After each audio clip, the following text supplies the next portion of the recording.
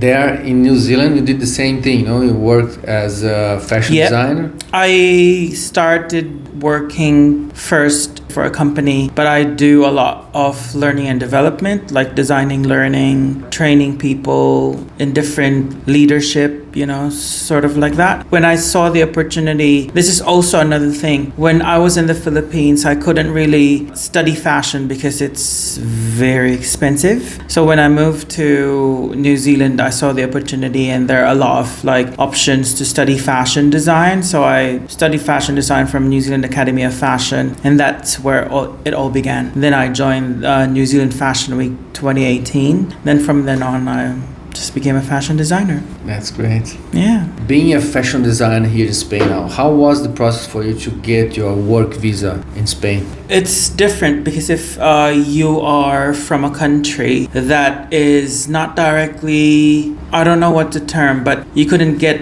immediately a visa to Spain, then you have to apply for the visa outside of Spain. You couldn't just get it from, move to Spain and then apply it within Spain. That's actually one of the steps that you have to do, is to communicate to the embassy of Spain that's within your country for you to be able to apply for the visa. There are two steps that you need to apply, or two steps that you need to apply for. One is the work permit, which allows you to work in the country, and the work visa, which allows you to live in the country.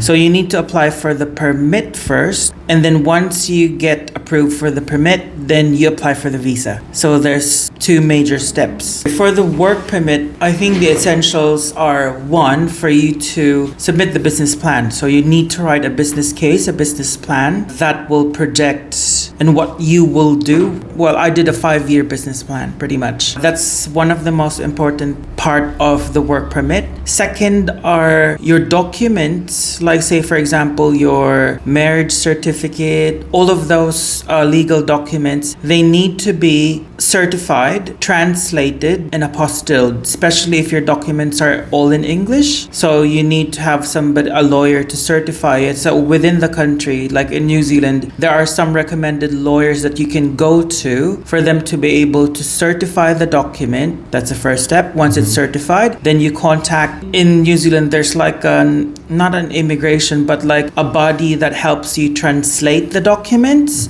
into Spanish. That's the second step. And the third one is it needs to be apostilled, because for Spain, apostilling the documents are important. So that's the second essential, I think, that needs a lot of focus on. So your documents, then you've got your business plan, and then another, like what I've mentioned a while ago, the hurdle was having an address here in Spain. So that's the reason why we have to come over and then start looking for a property and start seeing what we can have, see if we can rent, so on and so forth. But pretty much those three, I think, are the essentials of the work permit. Now, when you submit it to the embassy within your country, they will, of course, acknowledge it, and then they will ask you a few questions, probably they ask us for an address. But the business plan was pretty much approved because it was initially approved by the Business Community of Spain, the ATA, which was done by our lawyer. That should be included in your application for the permit. Once you've got the permit approved, then you can apply for the visa. The visa is the easiest because all you need to do is submit your police clearance, which is also, again, needs to be certified, translated, and apostilled. And then your medical clearance as well for the visa. Other than that, it's pretty straightforward. But of course, you had a lawyer to this process, right? Yeah. Do you remember how much you paid for the lawyer for this process of the work visa? For the work permit, I'm not too sure. Is it 1,000 plus euros? 1,000 more or less? Around, yeah. How long did it take from beginning to the end, the process of getting your permit and work visa in Spain? 2-3 months. 3 months? Yeah. It's quite quick, huh? Yeah. But there was a gap in between because of holidays. In August, they don't really work here. Yeah. And then you've got Christmas and New Year, so it took us a while. It was quite quick then. And I just remember when I lived in New Zealand, I didn't intend to work there, but I found a guy that mentioned with me that I could work if I had a working holiday visa. and I applied for the working holiday visa in New Zealand, and it was quite quick. In 1 month, I got my working visa. They call it working holiday visa, so you work while you are on vacation or studying, and I got a 1 year working visa permit, and it was really good for me to be there, work a little bit and connect with people, make some money while I was studying and learning and enjoy this different culture. It's good to have these options if you are planning to move to Spain, for example.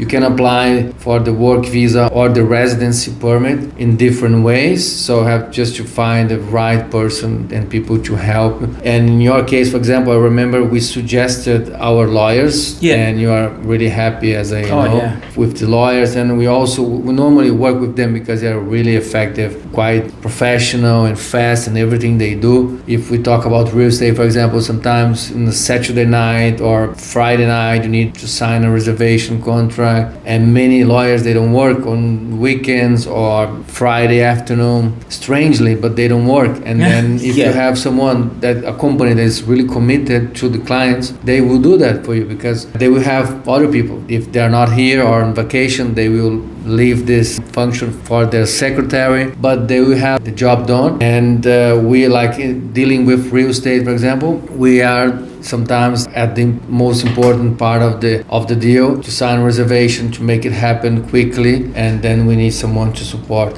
So the lawyers are really important, and the good ones, if possible, much better, right? Yeah. Always with the right people. If you're working with the right people who's really good at what they do and they just do what they do, it's smooth. You are opening your business store today in the Stepona downtown, right? Yes, that's correct. So I've that's opened amazing. a week ago. So yeah, it's in Estepona town. I think it's in the old town, Calle Jesus y Maria.